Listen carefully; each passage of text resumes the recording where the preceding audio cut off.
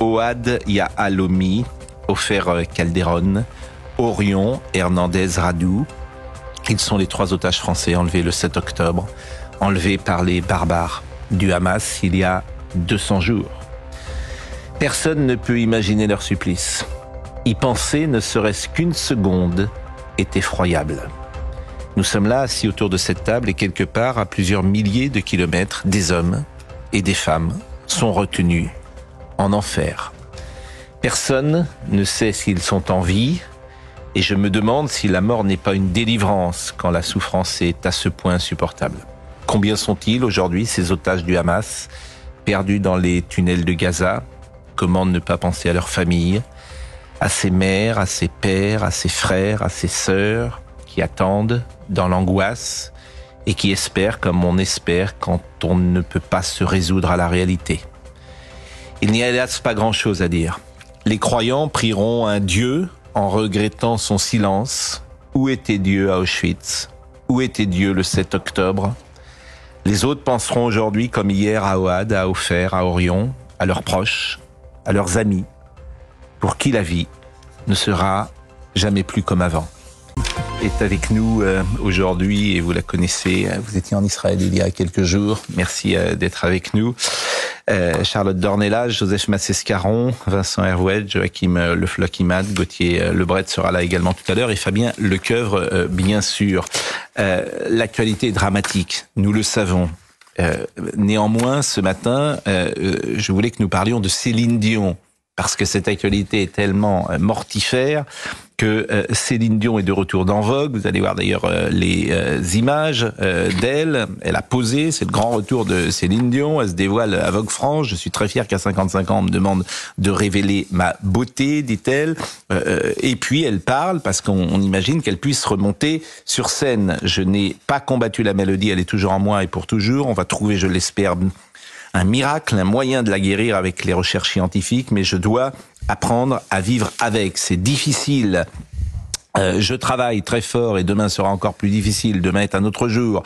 Mais il y a une chose qui ne s'arrêtera jamais, c'est de vouloir, c'est la passion, c'est le rêve, c'est la détermination.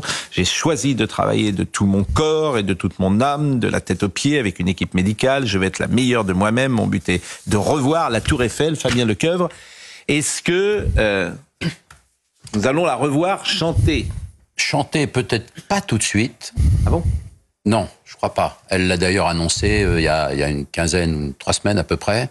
Mais on va voir ses robes en France, parce qu'elle prépare une exposition, ce dont personne ne parle encore aujourd'hui. Elle prépare une expo en France, et elle sera présente pour l'inauguration sur toutes ses robes, célèbres d'ailleurs, de sa carrière. C'est-à-dire qu'elle va reprendre toute sa garde-robe, elle va les exposer, comme avait fait d'ailleurs une fois Sylvie Vartan, au musée Galliera, comme a fait Dalida aussi, son frère avait organisé ça, et ça déplace toujours beaucoup de visiteurs. Et je pense que c'est une manière de faire patienter quelque part, et vous l'avez dit très justement, un public qui s'impatiente aussi de revoir évidemment Céline Dion et ses nombreux refrains populaires. Mais vous pensez qu'elle va revenir un jour ou pas? Oui, je pense qu'elle va revenir. D'abord, son métier, c'est sa vie. Oui, mais bon, si elle peut pas. Depuis toute petite, elle chante. Oui, elle va pas s'arrêter. Non, mais ça m'a pas échappé. Mais alors, cette maladie qu'elle a. La difficulté de sa maladie, c'est qu'il n'y a pas de traitement. Ça, on le sait. Il n'y a pas de traitement possible.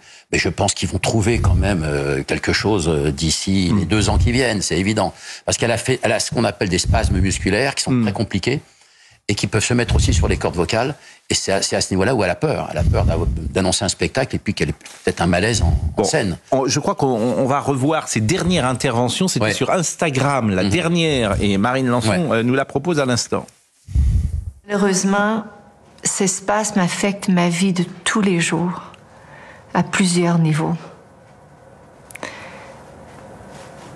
J'ai parfois beaucoup de difficultés à marcher et je ne peux pas toujours utiliser mes cordes vocales pour chanter comme je le souhaiterais.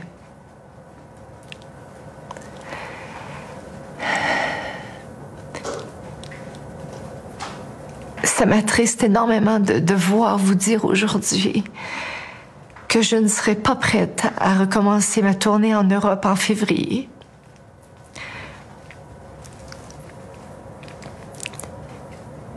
J'ai à mes côtés une excellente équipe de médecins qui me traitent pour que j'aille mieux. Et ce sont mes enfants qui me donnent le courage et l'espoir de continuer.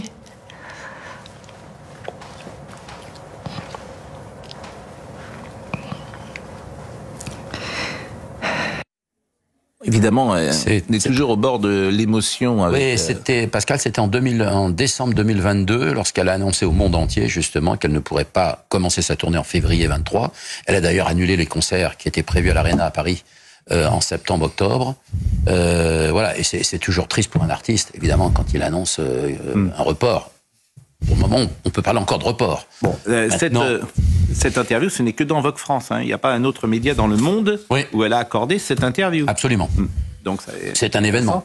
Oui, c'est un événement. Mais elle est très attachée à la France. Hein. C'est un pays qui l'a couronnée, hein, et depuis l'âge de 14 ans. Hein. La première intervention, la première chanson, c'est sur le plateau de Michel Drucker. Voilà. D'amour et d'amitié. Absolument. Hein, il est si près de moi. Et oui. Et puis, c'est la France, c'est un pays de cœur pour elle. Attention, vraiment. Ouais. Bon, tout a commencé ici, en partie. Vous l'avez vu sur scène, j'imagine? Oui, je l'ai vu à Bercy, je l'ai vu à l'Olympia, en première partie de Patrick Sébastien. Ouais. Je ne sais pas si les uns et les autres, vous avez vu Céline Dion, si vous n'avez pas pris l'avion pour aller à Las Vegas un jour, monsieur Vincent Hervouette, pour aller l'écouter? Non, j'ai un filleul à Las Vegas, donc je vais le voir, mais... Moi, je l'ai vu aussi à Vegas, c'est impressionnant. Vous n'êtes pas fan de Céline Dion? Oui. Ah, écoutez, sa dignité, son épreuve impose une forme de respect, non? Non, mais la voix est exceptionnelle. Non, c'est une voix exceptionnelle, sincèrement. C'est la voix. Et alors, quand on va la voir souvent en coulisses, on va la voir avant le show. Parce qu'elle chauffe sa voix avec les invités quand elle leur parle. La voix est... Et après, quand elle a terminé son spectacle, elle met sa collerette, elle repart à l'hôtel tout de suite. Bon, merci beaucoup Fabien Lecoeuvre. Un mot de Kenji Girac, il n'y a pas grand-chose à dire. Oui, enfin, c'est un feuilleton, il y en a bien pour si j'ose dire. Hein. Oui, mais moi ce que je n'aime pas, c'est ergoter sur des informations qu'on n'a pas. Donc ça m'agace. Personne n'a d'infos. Ben voilà, donc on peut en parler pendant des heures. C'est vrai que les témoignages surprennent. Bon, chacun se répand de sa petite phrase et c'est très surprenant. Évidemment. Oui. Pour le moment, les faits divers sont pas encore dans une catégorie certaine, on ne sait pas. Enfin, la seule chose qui est formidable, c'est qu'il est hors de danger. Ça, l'opération Iraqabili, ça c'est un bonheur. Et c'est l'essentiel. Il a été sauvé. Bon, merci beaucoup Fabien de cet éclairage. Et c'est vrai que cette actualité aujourd'hui, ça fait 200 jours que le 7 octobre a eu lieu. Régine Delfour, on vous a vu régulièrement en Israël, bien évidemment. On peut revoir ces 3 otages, Orion, Ofer, Ohad, et il se trouve que vous avez rencontré Hadas Calderon, et Hadas Calderon est l'ex-femme de Ofer Calderon, l'ex-femme. Et c'est la mère également des 2 enfants qui ont été relâchés par le Hamas. Alors, vous l'avez rencontré, on va écouter son témoignage, et vous allez pouvoir témoigner, si j'ose dire, et on n'a aucune information, nous sommes d'accord, sur ces otages. Non. C'est même pas s'ils sont en vie. Non, on ne sait rien. Le Daily Mail a fait un article dernièrement où, apparemment avec des informations des services israéliens, et il semblerait qu'il n'y ait plus que 40 otages vivants sur les 133 otages.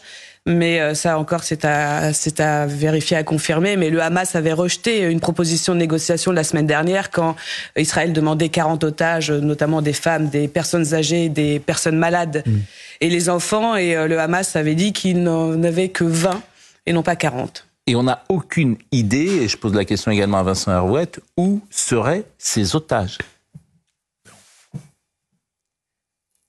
Les Benyamin Netanyahou et le gouvernement disent qu'il serait à Rafah. C'est pour ça qu'il y aurait cette opération à Rafah, puisqu'il y a 4 bastions apparemment du Hamas qui seraient encore présents.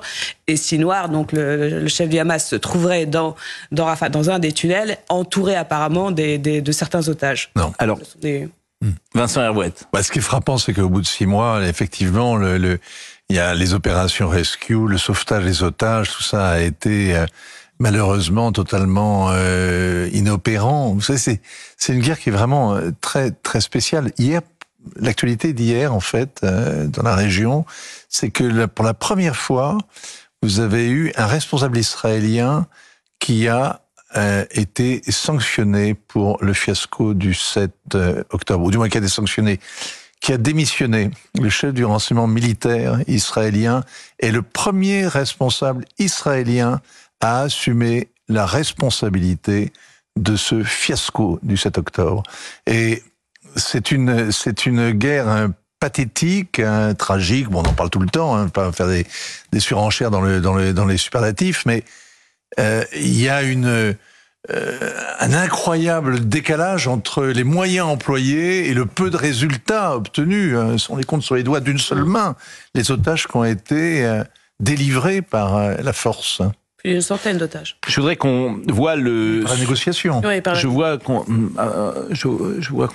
voit votre sujet. Hadas Calderon, vous l'avez rencontré où? Je l'ai rencontrée à Kiryat Gat, c'est à une cinquantaine de kilomètres de Tel Aviv. C'est là où elle vit désormais, puisque pour elle, il est hors de question de retourner près de la frontière avec la bande de Gaza, à Niroz. Elle m'a dit, vous pouvez même me donner 5 millions de dollars, je n'irai plus jamais.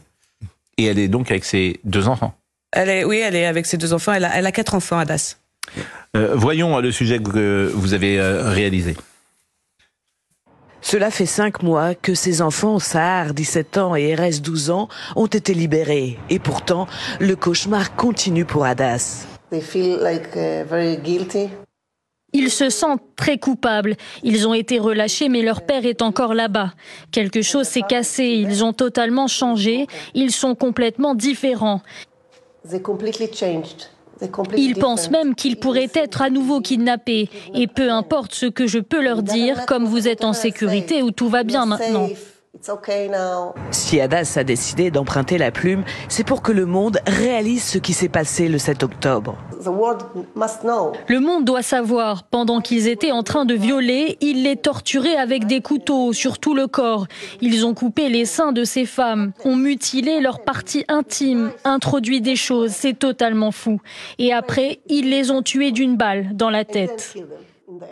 Dans son livre qui sort demain en France, Hadas met aussi en garde les Français contre le terrorisme. Je pense que vous devez vraiment vous inquiéter et faire très attention avec le terrorisme. On ne peut jamais savoir quand il va frapper et nous surprendre comme ce qui nous est arrivé. Ça arrive par surprise, cela peut vous arriver dans votre maison, à votre enfant, dans la rue, dans n'importe quel immeuble, dans un avion ou n'importe où. Le terrorisme, c'est comme un cancer qui se propage et vous ne pouvez pas l'arrêter. Ofer, son ex-mari, est l'un des 3 otages français retenus dans la bande de Gaza. Hier, donc c'est le 200e jour de la guerre en Israël. Près de 500 personnes se sont rassemblées devant les grilles du Premier ministre israélien à Césarée, au nord de Tel Aviv, appelant le gouvernement à libérer les 129 personnes retenues en otage dans la bande de Gaza, donc depuis le 7 octobre. Parmi eux, donc il y a ces 3 Français, 129 personnes. 133 en fait, on oublie parce qu'en fait oui. 129 depuis les attaques, mais il y avait déjà aussi 4 otages et en fait c'est tous les otages, donc c'est 133. Et effectivement, vous le disiez à l'instant, le chef du renseignement militaire israélien a démissionné et en assumant sa responsabilité dans l'attaque sanglante du Hamas. Oui, il est plus que c'est une question qu'on limogé. s'était fortement posée. Comment les services secrets Une question toute simple. On le saura, ça. Mais pourquoi vous dites on le saura? Parce que en Israël, on peut compter sur les commissions d'enquête. Mais pour l'instant, l'heure est à la guerre. On est toujours en quelque sorte le 7 octobre au soir. On est toujours dans l'état à la fois de sidération qu'a induit cette violence terroriste. Et c'est pour ça que d'ailleurs, elle est efficace. Regardez ces enfants qui aujourd'hui sont bourrelés de culpabilité parce que leur père a disparu et qu'eux ont été relâchés. Ce sont des traumatismes difficiles à surmonter. Et de la même manière, la société israélienne, dont l'armée a été ainsi prise au dépourvu, débordée, dépassée, et aujourd'hui totalement contestée dans le monde entier, elle est dénoncée. Et bien la société israélienne vit ça d'une manière très très traumatique. Et elle se sent surtout isolée aussi par le reste du monde, puisque les Israéliens ne sont pas entendus non plus. Et c'est vrai que c'est un traumatisme. Il faut savoir quand même qu'hier, que c'était le début de Pessah et 30 missiles ont été lancés sur le nord d'Israël. Tous les jours, il y a des alertes. Et dernièrement, ça faisait très longtemps que près de la bande de Gaza, à Sderot et Ashkelon, des missiles ont aussi été lancés. On va essayer d'être en contact dans une seconde avec Pascal Radou. Pascal Radou est la mère d'Orion, qui est détenue depuis le 7 octobre. Et je disais tout à l'heure que il est impossible d'imaginer ce que cette mère vit, le supplice, le calvaire qu'elle endure. Je ne sais pas si elle est déjà en ligne avec nous. Marine Lançon me dit qu'il faut attendre encore quelques temps. Mais quel sadisme de la part du Hamas. J'emploie le terme sadisme parce que c'est pas assez employé. C'est-à-dire, quand ils ont libéré les otages, je vous ai fait allusion la première fois, le fait de libérer au compte-gouttes, c'est-à-dire, mettez-vous à la place de ces familles. Ils ne savent pas. Et même au sein de ces familles, ils libèrent les enfants, ils libèrent pas le père. Mais on est ces gens sont d'un sadisme total. Total. Bon, au-delà effectivement de ce que vous dites et sur lequel on sera d'accord, l'issue, Vincent Arouet. C'est-à-dire que ça fait 200 jours et on ne voit pas d'issue, ni militaire, ni diplomatique, ni politique. Alors, d'abord sur le plan militaire, les objectifs de guerre que le gouvernement Netanyahou a fixés donnent l'impression d'être impossibles à atteindre. Détruire l'appareil militaire du Hamas, c'est une chose. Désosser l'organisation, c'est une chose. Liquider le Hamas, c'en est une autre. Or, ils ont mis la barre très haut en disant on va... Or, ce qu'on voit, c'est que le Hamas est puissant et qu'il est une organisation de plus en plus puissante. Son écho en Occident, on va pas revenir sur ce qui se passe ici, où tous les bastions du wokisme sont devenus pro-Hamas, peu ou prou, sont devenus des bastions de l'islamo-gauchisme, mais même sur le terrain, ça paraît très compliqué de se débarrasser du Hamas. On a l'impression qu'ils n'y arriveront pas. Libérer les otages, qui était le deuxième but de guerre, eh bien, on voit qu'au bout de 200 jours, il y en a 130 qui sont portés disparus et dont on nous dit désormais que la plupart sont morts. Mais qui négocie avec qui ? Pardon ? Qui négocie avec qui ?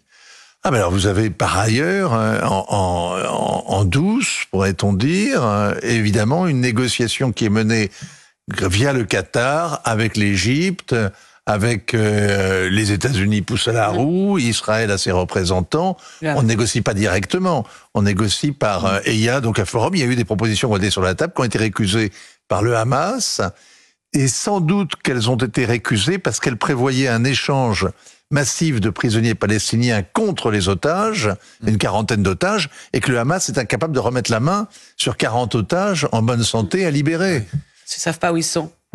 Ils savent pas.